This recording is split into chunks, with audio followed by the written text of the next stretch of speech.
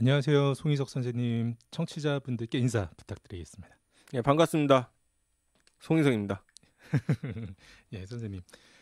제가 이렇게 바쁜 중에도 온라인에 뭐 다양한 커뮤니티 이렇게 들어가 보면은 선생님 활약이 뭐 대단하시던데 정시 상담도 많으시고 질문도 많이 받으시죠, 요즘에. 예, 아무래도 시기인 예. 만큼 많은데 일단 지금 수시 최초 합격자가 발표되었으니까 예. 이제 뭐 예비 번호 받은 학생들도 있고 못 받은 학생들도 있고 예. 그럴수록 저 질문이 지금 많아지더라고요. 예. 그 질문이라고 하는 건 역시 추합 질문이 제일 많으신가 봐요. 뭐 추합 질문보다는 현재 맞은 정시 그 예. 성적으로, 예. 그러니까 수능 성적으로 내가 갈 수 있는 정시로 예. 어느 대학인지를 알고 예. 싶어하는 경우가 제일 많습니다. 예. 혹시 소개해 주실 만한 혹시 사연이 있을까요? 최초 발표 전에 굉장히 수능이 안 좋은 성적이어서 되게 고민이 많았던 예. 그 상담이 있었는데 예. 다행히 최초합이 된 케이스가 꽤 있더라고요. 예. 그래서 오히려 감사하다고, 예. 다행히 걱정하지 말라는 말로 계속 믿고 기다렸더니 예. 최초합을 했다. 예. 그래서 참 다행이다라는 분들이 좀 기억에 예. 남습니다. 올해 불수능이다 보니까 역시 이제 과거보다도 더 수시 결과에 만족하는 분들이 좀 더 있는 것 같죠. 예, 점점 더 많아지고 있는 예. 것 같습니다. 확실히 이제 불수능 여파가 좀 있는 것 같습니다. 네. 자, 올 수능 점수의 분포 뭐 세 가지 정도 특징을 좀 생각이 드는데요. 국어 과목의 높은 표준 점수, 그리고 두 번째는 영어 등급의 하락, 그리고 세 번째는 수학 과목의 점수 변동, 이런 정도가 될 것 같은데요. 첫 번째 국어의 높은 표점이 각 대학의 입시 결과에 정시에서 어떤 영향을 미칠지 선생님 조금 이해할 수 있게 좀 자세하게 부탁드리겠습니다. 이미 그 정시에 대해 조금이라도 관심이 있었다면 설명회 가서 가장 처음 듣는 내용 중에 하나가 바로 이제 국어 관련 내용일 겁니다. 이 내용인가요? 예. 예, 올해 국어가 이제 정말 상상할 수 없는 표점이 발생했거든요. 근데 그렇다고 자, 이 시간에 표점에 대한 원리, 이게 어떤 공식으로 만들어지는까지는 얘기 안 하겠지만 일단 전년도와 올해를 비교를 하자면 전년도에 만점 기준으로 표준 점수가 134점이었습니다. 근데 올해는 만점 기준으로 표준 점수가 150점이에요. 그러면 16점이 벌어진 거잖아요. 그냥 만점 받으면 16점을 번 거네요. 그렇죠. 그러니까 전년도 대비해서. 그래서 그 구간을 보면 이제 평가원에서 이제 그 성적표 주는 날 누적 도수라는 걸 엑셀 파일로 올립니다. 평가 사이트에. 그러면 전년도엔 3,000명까지는 만점이었거든요. 근데 올해는 만점이 남자 여자 합쳐서 148명밖에 안 됩니다. 어이구, 이게 그러면은 지금 20배가 넘게 24배 뭐 이 정도 25배 정도가 차이가 나네요. 그렇죠. 그러면 3,000명까지가 올해 기준으로 치면요. 올해는 150에서 142점이 대략 3,000명 정도 되거든요. 그 사이에 있는 인원이. 그러면 전년도 대비해서 확실히 분포가 넓어진 거죠. 그 그러니까 최상위권이. 전년의 만점자 수만큼이 이미 최소 표준 점수가 8점이나 9점 이상 높은 학생들도 구성이 된다라는 얘기인가요? 예, 그 구간이 달라졌기 때문에 이 구간으로 인한 변수가 굉장히 커졌다고 생각하시면 됩니다. 그러니까 대표적인 예로 이제 인문계열은 좀 제외하고 이게 백분위 대학, 표점 반영 대학 뭐 그런 얘기를 많이 들어보셨을 거예요. 근데 작년 같은 경우에는 백분위 100이 딱 하나였습니다. 구간 하나. 즉 만점자만 백분위 100이었어요. 근데 올해 같은 경우에는 표준 점수 만점인 150부터 무려 142까지가 백분위 100입니다. 8점이 떨어져도 백분위는 다 100이에요. 동일하게. 선생님 그러면 해주시려는 말씀이 결론적으로 말하면 150이나 100분위로 반영 대학은 똑같은 걸로 취급한다. 그래서 요즘 지금 많이 도는 이야기는 백분위 대학에서 좀 신경 쓰는 경우는 자연계에서 일부 저기 그 의대 쪽이 있습니다. 뭐 순천향대나 이제 가천대 의대 쪽. 그러면 그쪽이 아무래도 이제 몰릴 가능성이 좀 크다라는 게 지금 일반적인 이야기들이죠. 그 의치안에서는 몇 개 대학이 있는데 상위권 대학에서는 그래도 조금 이 혼란이 좀 적을 것으로 예상하시는 거죠? 적을 수도 있는데 또 다른 변수가 뭐냐면 국어가 지금 이렇게 표점 차이가 많이 나잖아요. 그러면 수학이 비중이 높아도 국어를 잘 봐서 오히려 그게 커버가 되는 형상이 많이 발생할 수 있습니다. 그래서 국어를 잘 본 아이가 오히려 자연계에서 더 유리한 상황이 올 수도 있는 거죠. 뭐 1.5배 정도 차이 나는 반영비 정도는 국어가 그냥 대부분 다 역전. 그냥 다 역전. 2배 심지어 2배도 잘하면 역전이 가능한 경우도 있고요. 근데 예. 2배는 거의 많지는 않은데 특히 문과는 이제 국어 못 보면 수학을 잘 봐도 오히려 더 손해 보는 케이스가 된 거죠. 올해는 특히. 예, 그렇군요. 이것이 대학들마다 입학 컷에 어떤 정도의 영향을 줄까요? 뭐 시기상 함부로 예측하는 건 참 어려운데 예. 일단은 국어의 기준을 좀 잘 보셔야 됩니다. 예. 나의 예전 같았으면 영어의 기준점을 잡아도 되는데 올해는 특히 국어가 정말 변수가 크기 때문에 그 반영비를 좀 잘 보시고 되도록이면 국어에서 손해보지 않는 대학들을 잘 찾아보는 게 좋습니다. 그러면은 국어 지원자가 국어 1등급인 대학들 또는 국어의 반영비가 높은 대학들의 경우에는 내가 못 봤을 땐 피해야죠. 환산 점수가 예전보다도 높아질 가능성이 훨씬 높아질 거네요. 뭐 한 10점 뭐 이렇게 높아질 수도 있고 더 높아질 수도 있고. 선생님 그러면은 이게 그 아이들이 지표를 삼기가 상당히 좀 어려움이 있겠네요. 확실히. 네, 물론 전년도로 환산하는 방법이 있는데 그건 제가 이따 따로 설명하겠습니다. 소개 부탁드리겠습니다. 선생님 그러면은 그런 대학들이 국어 반영을 많이 해주는 학교가 어떤 학교가 좀 있을까요? 상대적으로 대표적으로는 자연계보다 인문계 쪽이 많고요. 거의 대다수기 때문에 물론 이제 상경계열은 국어 반영이 일반적으로 적습니다. 근데 상경계열은 그래도 그나마 국어를 못 봤을 때는 좀 더 커버할 수 있지만 그 외의 대학들은 좀 많이 고민을 해봐야 될 겁니다. 자, 두 번째 영어 1등급 학생이 10.03%에서 5.3%로 그리고 2등급 학생도 19.65%에서 14.34%로 5% 전후 다 떨어졌는데요.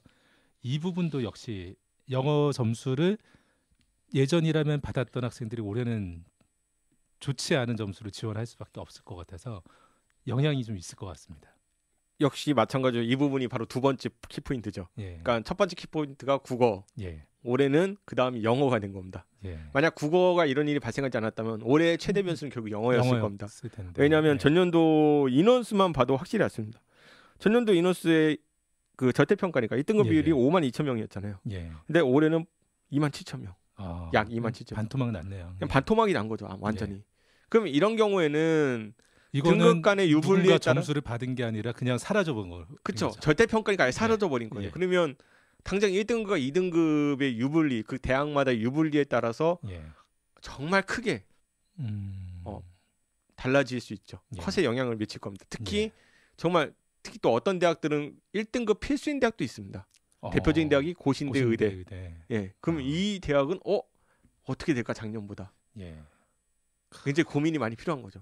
그리고 간극이 큰 대학들 1등급과 2등급을 환산했는데 점수가 굉장히 벌어지는 경우라면 과연 이 대학과 1등급과 2등급 중에 2등급의 대학이 많이 몰릴 것인가 1등급은 많이 몰리지 않을 것인가 여기에 대한 예측도 해볼 수 있는 거죠. 그 말씀을 들으니까 그 영어 지원자들이 대부분 다 2등급이나 3등급인데 본인이 1등급, 2등급을 받은 학생이라면은 영어 반영비가 큰 학교에서 상당히 유리할 수 있겠네요. 일단 무조건 유리하게 시작한다고 생각하시면 영어 한 과목이라도 잘 봤다라고 하면. 그러니까 영어가 1등급이면 나는 일단 남들보다는 유리하게 시작한다 라고 생각하시면 되고 물론 이따 추후에 설명하겠지만 이것도 좀 꼼꼼하게 따져봐야 됩니다. 단순히 영어가 반영비가 뭐 높거나 작거나 혹은 가산점으로 해서 뭐 3점이든 1점이든 그 차이가 아니라 영어 환산 점수가 몇 점인지에 따라 국어 표점 1점보다 한 선수가 몇 점인지 비교해보고 거기에 대한 차이로 정확히 그 비례식으로 알아낼 수 있는 방법인데 그것도 반영비까지 고려해야 된다.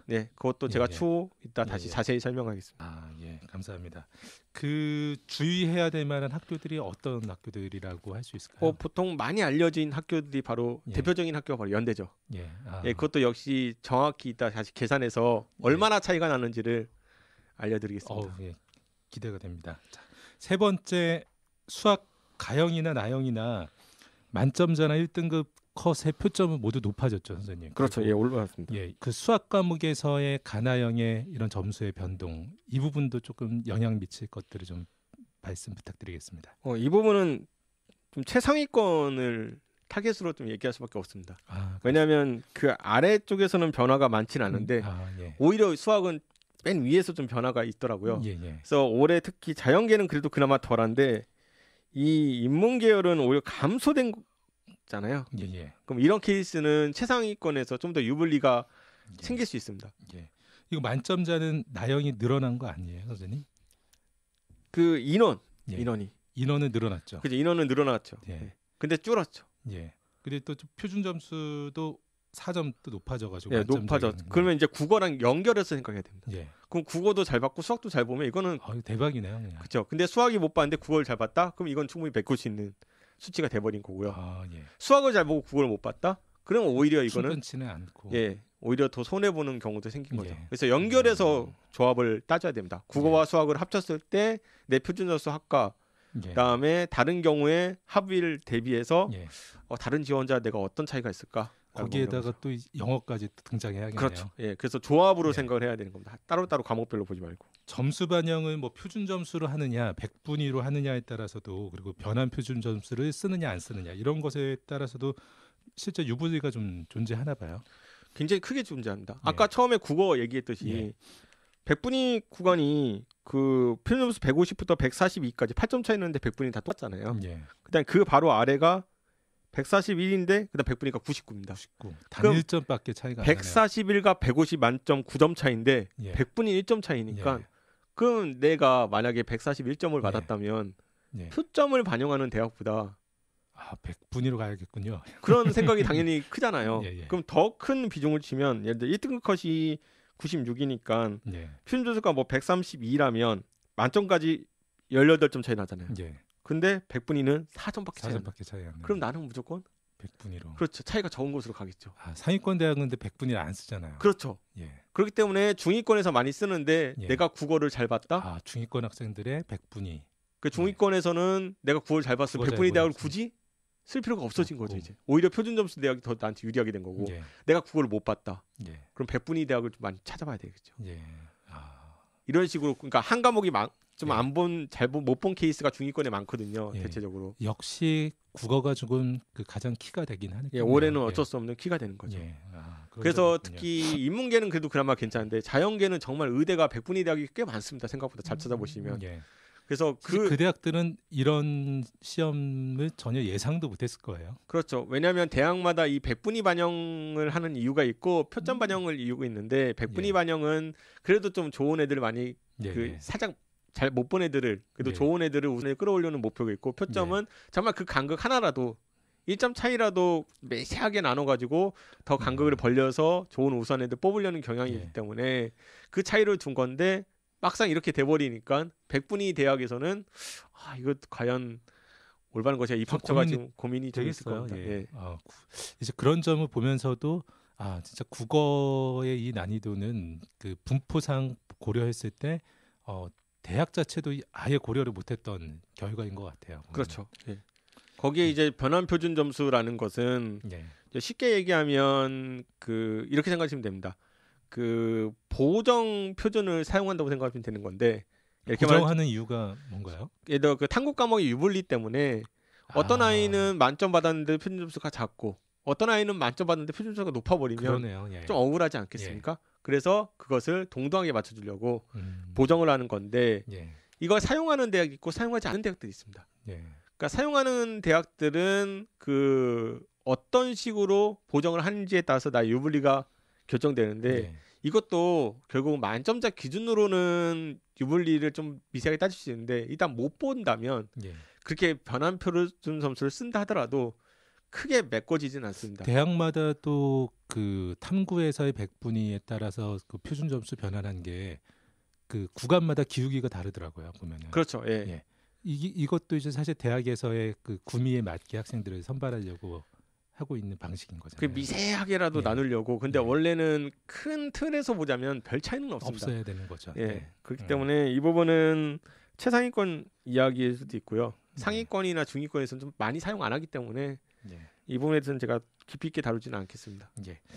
수시에 이어서 이제 정시 모집에서도 어디 가나 대학 홈페이지에서 전년도 입학 결과를 지금 공개 많이 하고 있더라고요. 그래서 전년도 결과를 통해서 의미 있게 내 점수랑 비교하는 방법이 좀 중요할 것 같습니다. 앞에서도 이야기했는데 이렇게 표준 점수가 다르고 백분위가 다른 상황에서 전년도랑 의미 있게 비교가 쉽지 않을 것 같습니다. 이 부분이 제일 어렵습니다.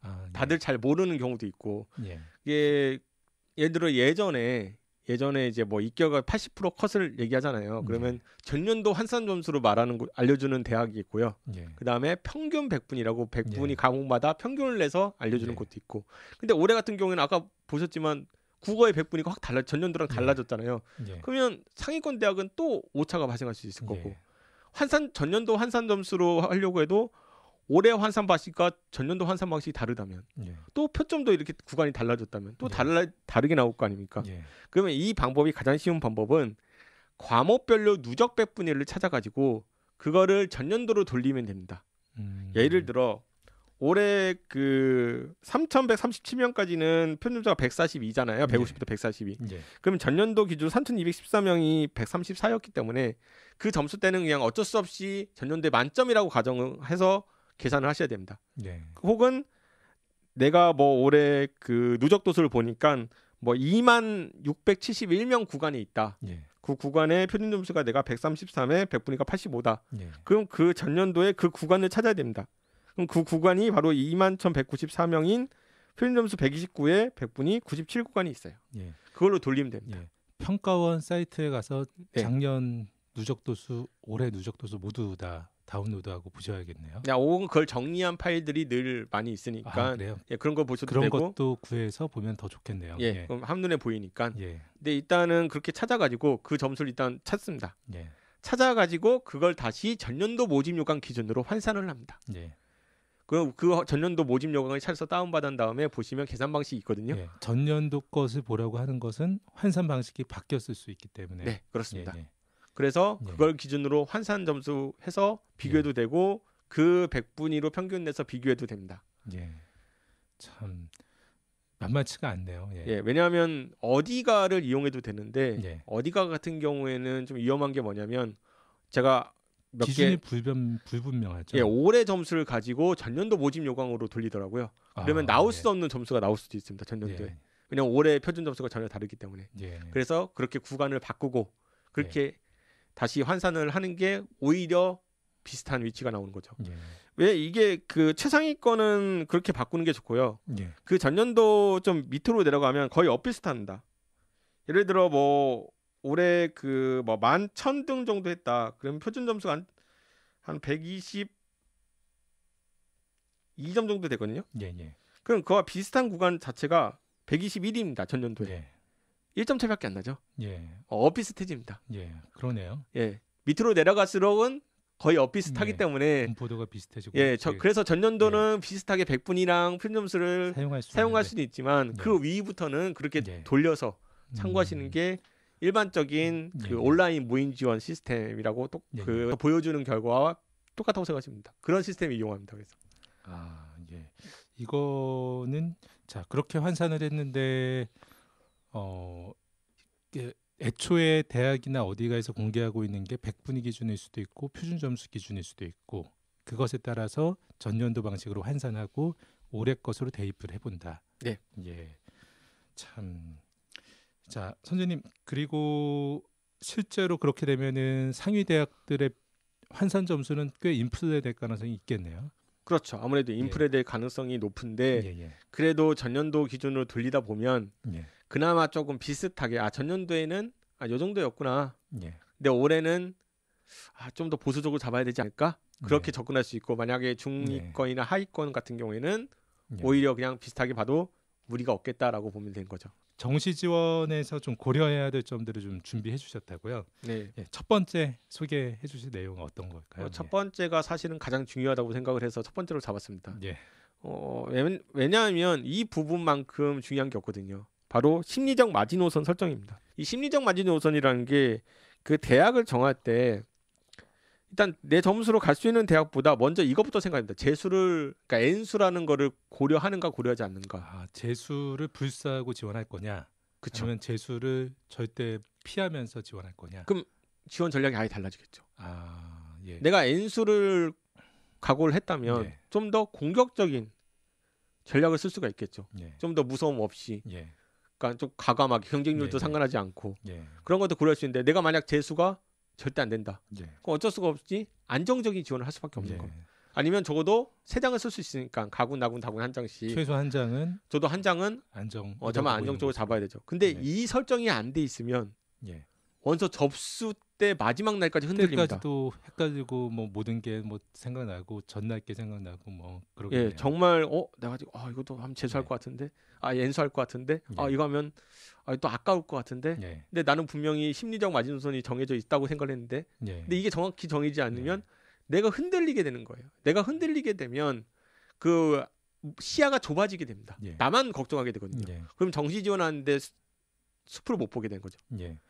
한 곳도 붙지 않아도 무방하다라고 생각하는 학생들을 제외하고서는 안정 지원들을 반드시 고려해서 그것도 군의 하나 정도는 본인이 딱 정해놓는 게 좋습니다. 또 이 마지노선은 심리적 마지노선이라는 부분에서 또 살펴봐야 될 게 있을까요, 선생님? 그 다음이 바로 이제 대학이냐 학과냐. 특히 문과 같은 경우가 바로 대학이냐 학과냐가 정말 중요하게 따지게 됩니다. 그러니까 나는 어문 계열인데 사실 어문 계열이라는 게 그 수시가 제외한 정시 같은 경우에는 이것도 비슷한 것 같고 저도 비슷한 것 같거든요. 그러니까 뭔 차이인지 잘 모르기 때문에 그럼 이럴 거는 그냥 대학이 더 좋지 않을까? 영어 영문학부나 국제학부나 똑같은 것 같고. 그렇죠. 그러니까 왜냐하면 깊이 있게 조사를 못했기 때문에. 그럼 이런 케이스는 좀 더 본인의 마음을 좀 정해놔야 된다. 나는 대학이 우선이다. 나는 학과가 우선이다. 대학이 우선이면 난 학과를 무시할 수 있는가? 학과를 무시할 수 없는가? 학과를 무시할 수 있다면 나는 신학과까지라도 쓸 수 있는가? 아니면 남들이 잘 모르는 학과 혹은 뭐 비인기 학과까지 쓸 수 있느냐? 아니야, 난 그렇게 못 쓴. 난 학과가 중요하다. 그럼 학과가 중요하다면 대학을 내릴 수 있는가? 좀 그러니까 인지도가 낮은 대학도 쓸 수 있는가? 대신 학과가 더 좋은 대학. 이렇게 고민을 먼저 잡아내는데 이것도 역시 막판에 흔들립니다. 이걸 잡아놓지 않으면. 자, 국어의 고표점 때문에 1등급 또는 2등급 상위권 학생들은 반드시 좀 고려해야 된다. 그리고 영어 등급 하락이 1등급과 그리고 2등급 학생들의 경우에는 그 상대적인 점수 하락에 대해서도 좀 고려하시고, 수학의 변동의 경우에는 최상위권 일부를 제외하고서는 전년과 유사하다라고 말씀을 해주셨습니다. 자, 내일도 송희석 선생님과 함께 정시 지원 가이드라인 계속해서 전해드리겠습니다. 감사합니다. 감사합니다.